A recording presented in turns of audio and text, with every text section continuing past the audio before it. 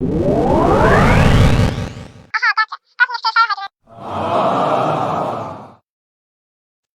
just like that, like magic, we've got Andre James from the Times Free Press. There he is. There's that handsome fellow on there with me. Andre, how you doing tonight, man? Good to hear from you. I definitely appreciate it, man. Oh, I've been wanting to talk with you since we spoke about a couple months last time when you did the barbecue show. I was so excited when I saw that you had jumped on board of the newspaper. I'm gonna tell you right now. I'm gonna tell everybody. I am a full 100% supporter of the Chattanooga Times Free Press. I subscribed to it online when it was on print. I subscribed to it, have for years and years and years. My personal background is I was a journalist, and at heart, I still am a journalist. I worked for the Knoxville Journal when I got out of University of Tennessee in Knoxville. I worked at the Knoxville Journal for a few years before I came to Chattanooga. So journalism is in my heart, it's in my blood, and newspapers are the same. And Andre, I was so excited when I saw that you had come on board. Tell me what was the impetus of putting a full time writer on the food beat down at the Free Press? Uh, uh, well, first and foremost, I'd like to thank you for giving me the opportunity to be here. You bet. Um, I hop on any opportunity to talk about food, especially barbecue. And another thing, I know that you're a journalist, so you know that they only give me 30 inches of space to write my stuff. So I couldn't encapsulate all of Chattanooga barbecue, in 30 inches. I Right. tried my best, but Well, it was a good article you did. But what I yeah. want to know is how did this thing get started? How did they bring you on as a food writer? 'Cause you covered barbecue, but I read every time I see you in the paper, I read the stories, and you cover a tremendous amount of ground. Tell me, how did it start? What was the who called you? What was the idea behind putting on a full time food beat writer? Okay, so actually when I got the email about the Times Free Press, I was working at a bakery, my sister's godfather's bakery in Southport, North Carolina. It's called Bernie's Bakery. I'll be darned. I was frying croissants, and I was on my little break, and 'cause I worked from 3:30 to 11:30 a.m. And I was on one of my little breaks, and I got an email from Allison Gerber, who I had never spoke with, never had any contact with, and I thought it was spam. I'm like, Allison Gerber, Times Free Press, wasn't okay. This don't mean anything. And I forgot that we had made contact. We never talked. We just made contact one time. Um, I was my uncle lived out here in the area. I lived out in the area previously, so I always wanted to write for the Times Free Press. I always felt like it was a world class newspaper organization. And I It is. showed her some stuff I wrote for in Myrtle Beach. I covered Myrtle Beach for the Myrtle Beach Herald and Eater.com, and I also covered Charleston, South Carolina for the now defunct Charleston Chronicle, was a black newspaper. I also wrote for the Post and Courier and the Charleston City paper. So along the way, she read some of my stuff, and she hit me with an email. She said, "Hey, I don't know if you're still in Myrtle Beach. Don't know if you're writing full time anywhere, but you know, we're looking for a food writer."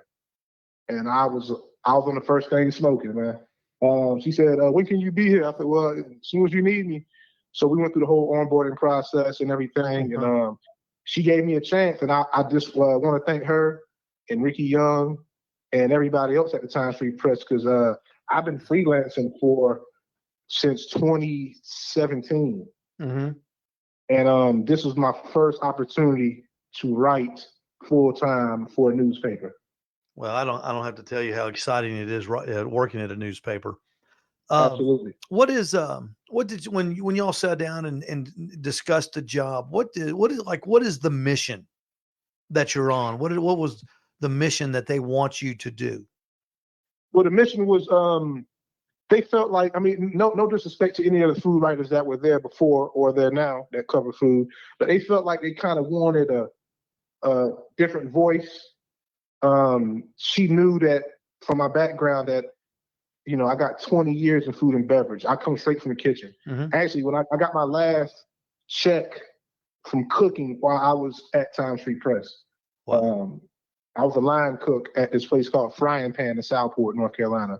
So I was cooking all the way till I came here. So she knew I had a vast knowledge of food. She knew I knew it from the inside out.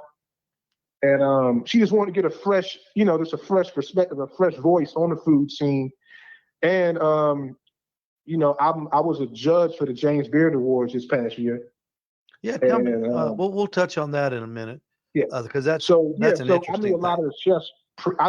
I covered the, you know, I was on the, when I was in Charleston, I was on like the food and wine week, food and wine festival circuit. Yeah. So I knew a lot of these chefs from that circuit just by, you know, rubbing elbows with different chefs. You kind of start meeting the same people. So she knew I just knew the food scene, and she trusted my voice. And she gave me a shot, but she knew that the Chattanooga food scene, you know, needed a broader coverage. There's a lot of good food here. Well, And so I was up for the challenge. I think Braley has done a great job forever in the food side. I think that's one of the best things about the papers. I look forward to Wednesdays and reading Ann's articles on the food. She's done an excellent job of really covering, you know, the food, not the food scene, but food in general. And that's what I enjoy is reading about what other people are cooking or how to cook or ideas. And then adding you, I thought, as somebody covering the food scene, because correct me if I'm wrong, Chattanooga has become a food mecca. I know. Oh, it definitely is. Yeah, I mean, in the southeastern United States.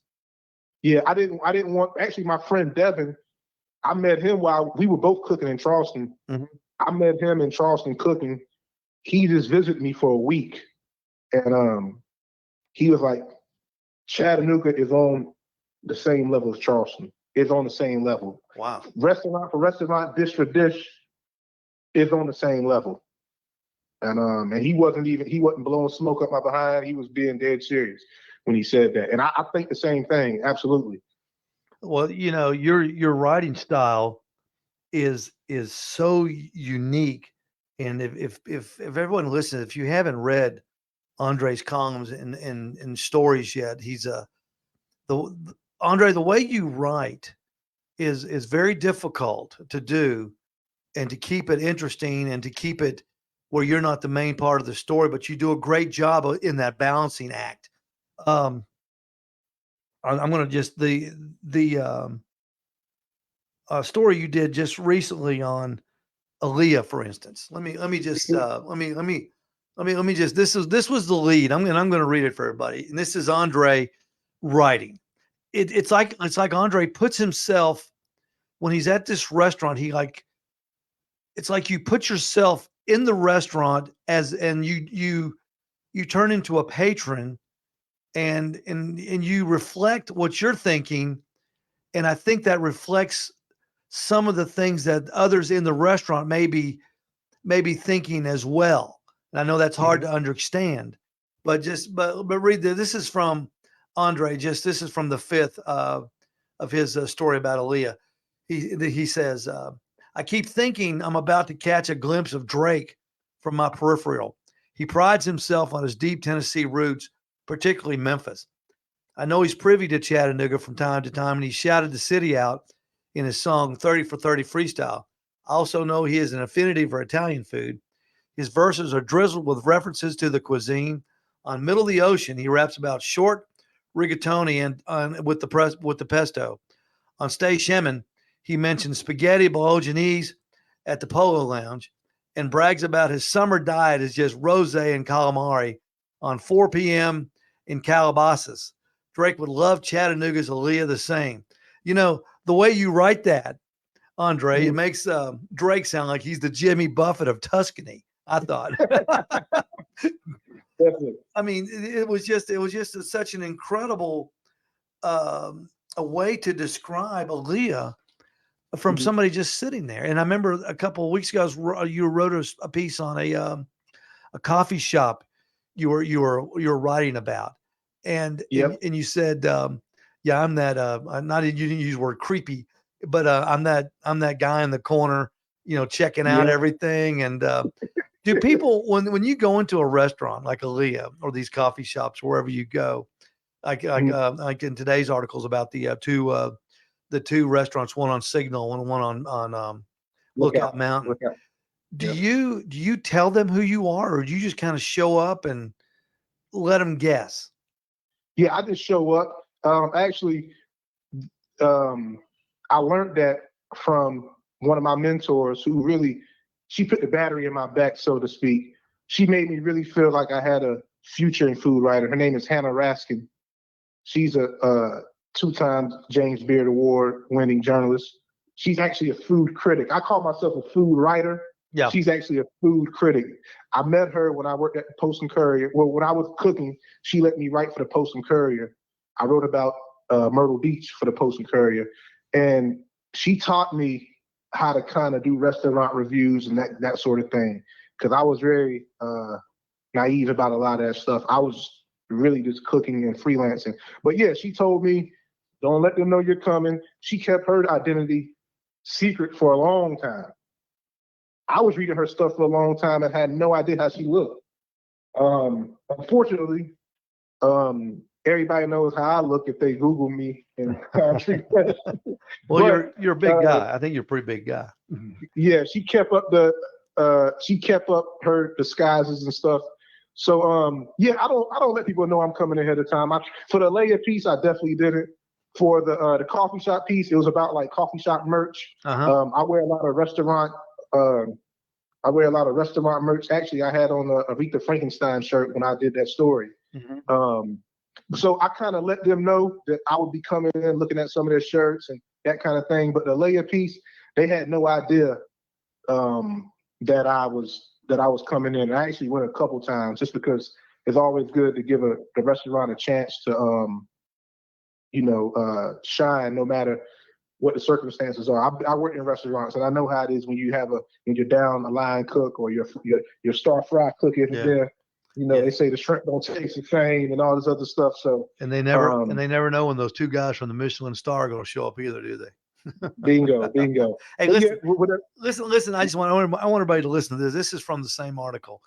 And Andre writes, in my opinion, the nonnetto or grandfather of all antipasta offering is calamari. I've never been to any Italian restaurant and not ordered it. Never mind the wrong people who think calamari tastes like seafood flavored rubber bands. They've never eaten the fried squid here. The calamari from Aaliyah is shipped from Rhode Island, which is to calamari what the Japanese prefecture of Hyogo is to Wagyu beef, and also home to the annual Calamaro Festival in Narragansett. I suggest a spritz of lemon before falling in love with how they're at once crispy and tender. Yeah, that sounds like Ernest Hemingway wrote that, Andre. I'm not kidding. And I'm not, you can do nothing for me. So I don't have to be nice, but your writing is just, I think it is so interesting. And I'm going to just do one more thing. There's a couple things I want to touch on before we have to get out of here. no problem. This is from the same article. This is where he scolds people that might be questioning his food taste integrity. Andre writes, the Gulf shrimp tangled in the angel hair pasta are cooked so flawlessly their tails have no chance of ever touching their heads. The angel hair dish in particular trampled my ignorance of sofrito being limited to Baricious cooking pollo guisado and arroz con gondolas in El Barrio, aka Spanish Harlem. Elia doesn't downgrade veal to the status of a cutlet. It's never pounded to a pulp, branded or fried. Instead, it's braised and folded into ribbons of pappardelle, I guess, a flat pasta. Even when most think the only way to gussy up ravioli is to plump it with some sort of lobster-filled filling, Aleo's ravioli might be stuffed with butternut squash, festooned with crushed walnuts and barely floating in a puddle of brown butter. There's even a recurring presence of agnolotti, a folded and filled pasta, in crinkly mafalda, and Con Chiglier, all made fresh daily. To me, that is just is just it describes their food. If I'm am a Italian food getter, I'm going to Aaliyah just on that article. I appreciate it. I'm not kidding. And And they should. I want to say, I'm sure they. whenever it was a place called, there's a new website coming out. I'm not going to say the name of it, but my editor Ricky, he said that was somebody else is going to be writing a thing about Aaliyah too. Uh-huh. And it's always been. I'm glad you mentioned. I'm glad you. I've never had my stuff read back to you, so that's nice, man. I appreciate it. But well, it's wonderful. I'm not kidding, Andre. It's wonderful writing. Your writing is wonderful. It's a fresh way. It's a fresh style, and yeah, I'm glad to see that the editors at the Free Press are getting away from the stodginess of gotcha. long term journalism and letting the new younger people like you bring us all into the 21st century. I love it. I just love it. Yeah, but yeah, I want to make sure that no matter who wrote about Alea, that it wouldn't sound like mine. That's like the main thing. Not just Alea, but every piece.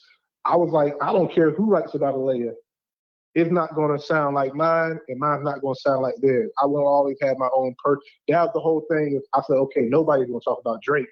Nobody's going to, connect Drake to Alea. No, That's why I kind of wanted to start off with that. So it's like, I want my stuff to stand out and know that you're reading my stuff instead of it being kind of run of the mill.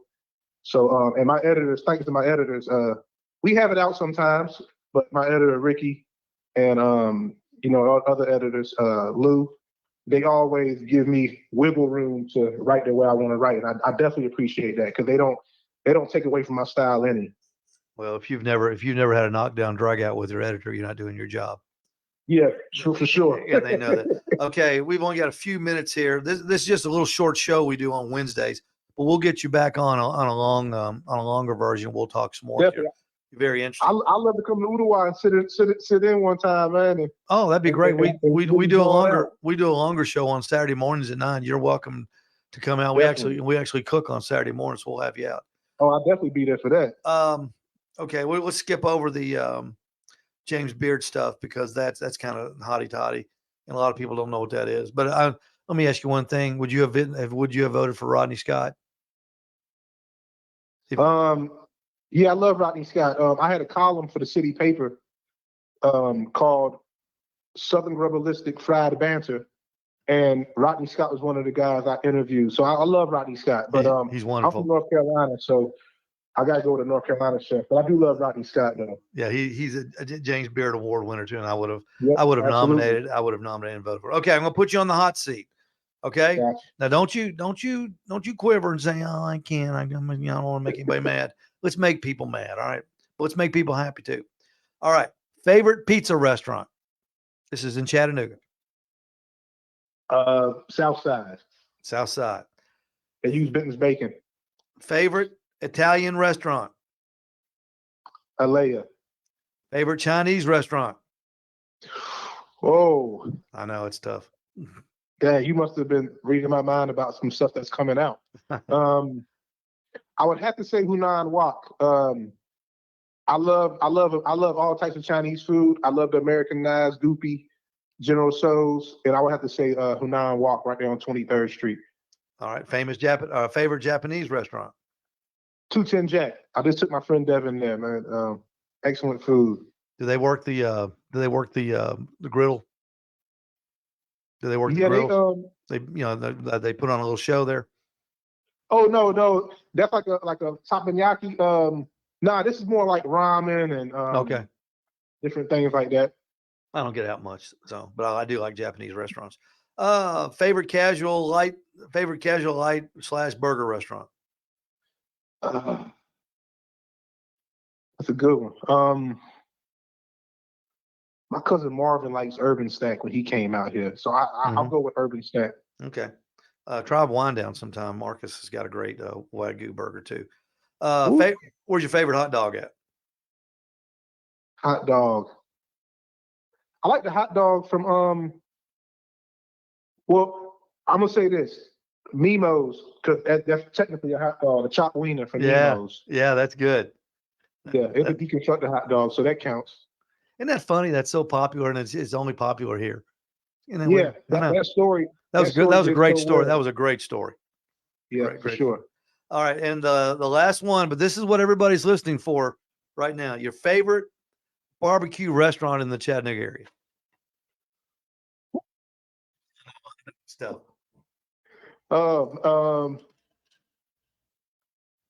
There's this gas station in Uruguay, man. Oh, no, come on, don't you cop out. I'm not a restaurant. I mess around. To say, I really like Good Eats. It's at Market and coming across from Cancun, off that Market Street exit. Okay. I like Good Eats, man. In North Carolina, you can't have grills out. You can't cook on grills outside. The DHEC will shut you down. Department of Health will shut you down instantly. So that was the first place I seen when I got to Chattanooga, where I saw a grill on the sidewalk and it was smoking and it was full of meat. And so yeah, they just that place has just been in my mind. And I got to pass by there leaving and coming to work, the route I take to the office. So probably Good Eats. That's probably my favorite barbecue in Chattanooga. Well, fantastic. Shout out to Quincy. Andre Absolutely. James, I know this was short, but I appreciate you being with us. I definitely appreciate it. I've got to go to let everybody get to David Bosca.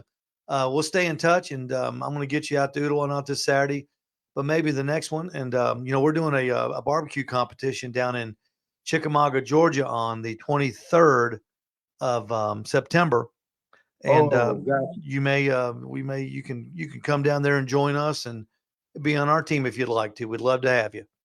Okay, absolutely. I appreciate that. I'll send you the details. Thank you for the opportunity, man. I definitely appreciate it. Andre James, thank you so much. Keep up the good work. What a nice young man. What a great guy. And folks, he is a great writer. Okay,